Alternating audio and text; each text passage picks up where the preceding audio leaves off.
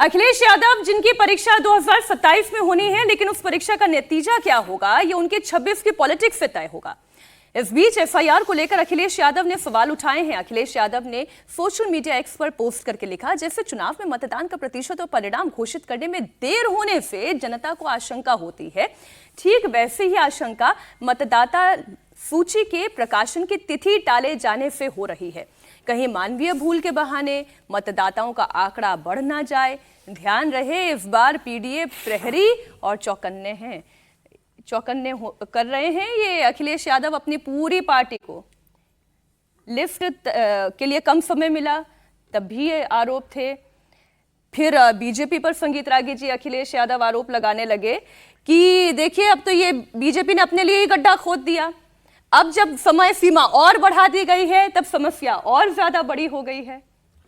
Akhilesh Yadav ji confused हैं और confused इसलिए हैं क्योंकि उनको समझ में नहीं आ रहा है कि हम एसआईआर का विरोध करें या एसआईआर का समर्थन करें। कभी वो विरोध करते हुए दिखते हैं और कभी परोक्ष तौर पर उसका समर्थन में भी दिखते हैं। जो काम कर रहे हैं वो परोक्ष तौर पर समर्थन करते हुए दिखते हैं, लेकिन जब जनता के बीच में बोलने की बात आती है तो उसका विरोध करते हैं, वो तंज कसते हुए हैं। या तो वो वोट चोरी के साथ खड़े हों या कहें कि नहीं वो गलत है, जो अभियान चलाया जा रहा है बिल्कुल ही गलत है और कायदे से इस पर काम करना चाहिए कि जो भी जेन्युइन मतदाता है, वो कोई भी हो, धर्म किसी उसका कोई भी कुछ भी हो, सिर्फ विदेशी नागरिक इसमें नहीं होने चाहिए। जो मृत्यु को प्राप्त कर गए हैं उनका नहीं होना चाहिए, डुप्लीकेशन ऑफ वोट्स नहीं होने चाहिए, जो जहां पर है वहां से यदि माइग्रेट कर गया है तो नहीं होने चाहिए। और इसके लिए जितने जिम्मेदारी इलेक्शन कमीशन की है उतनी ही जिम्मेदारी पॉलिटिकल पार्टियों की भी है। आखिर उनके बीएलए हैं तो बीएलए यही तो देख रहे होंगे, उनका दायित्व भी तो यही है ना। पॉलिटिकल पार्टियों का काम क्या है? पॉलिटिकल पार्टियों का एक कहा जाता है, जब लोग पढ़ाते भी हैं तो कहा जाता है कि जनता को और इलेक्टोरेट को एजुकेट करना, ये भी पॉलिटिकल पार्टियों का एक बहुत बड़ा काम है। जब हम भाषण देते हैं तो हम क्या कर रहे होते हैं? उनको मुद्दे से एजुकेट कर रहे होते हैं।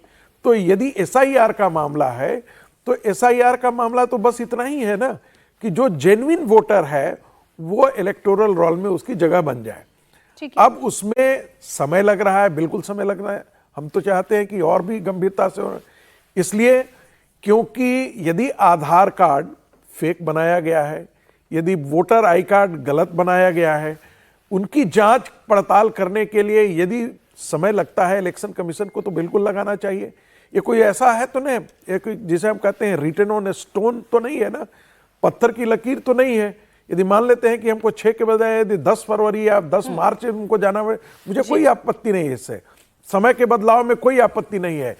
काम यदि प्रक्रिया गलत हो रही है उसकी तरफ आप इशारा कीजिए।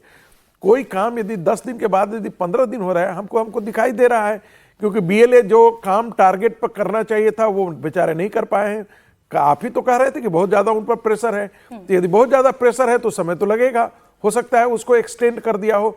वैसी स्थिति में यदि लास्ट ड्राफ्ट में यदि देर होती है या उसका समय बढ़ाया जाता है तो उसको प्रश्न के घेरे में ला करके तंज कसना, जो एक्स पर जो लिखा है उन्होंने, मुझे लगता है वो ठीक नहीं है। यहाँ से शुरू कर दी कि अखिलेश यादव कंफ्यूज है।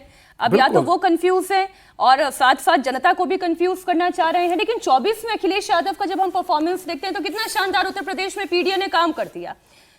25 में ऐसा लगा था वो ग्राफ और बढ़ेगा, बढ़ा घटा। कहां है अखिलेश यादव इस वक्त?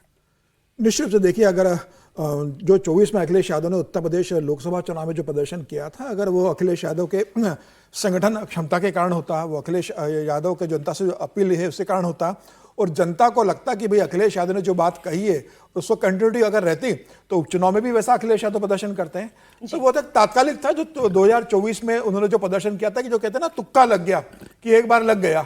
अगर लगातार होता तो समझ में आता कि अखिलेश यादव का जनता के बीच में एक आकर्षण बना हुआ है, संगठन स्तर पर काम कर रहा है।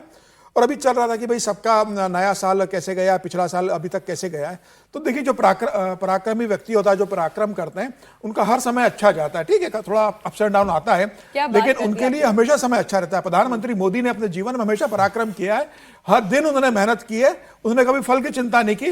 और यही कारण रहा कि प्रधानमंत्री मोदी को हर साल एक बेहतर बनता चला गया। तो मुझे लग रहा है कि प्रधानमंत्री मोदी हो, अमित शाह नया साल और बंगाल के अंदर संगठन की बैठक ले रहे हैं। अमित शाह भी चाहते तो वो भी रणथंभौर चले जाते शेर चीते देखने के लिए, सब परिवार वो भी बना सकते थे। लेकिन उन्हें पता है कि चुनाव है 5 राज्यों में, मुझे संगठन देखना है, ममता बनर्जी को हराना है, सरकार लेके आना है, देश के लिए बंगाल को सत्ता लेकर आना है।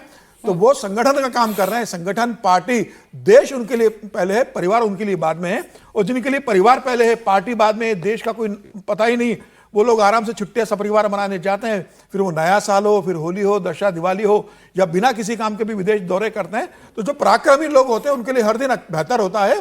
कुछ समय जरूर उनको सेटबैक लगता है। 2040 में प्रधानमंत्री, 2024 में 240 सीटों पर आके प्रधानमंत्री मोदी और बीजेपी को लगा था, लेकिन उसके बाद उन्होंने हरियाणा जीता, मुंबई जीता, उसके बाद उन्होंने दिल्ली जीता, उसके बाद उन्होंने बिहार जीता।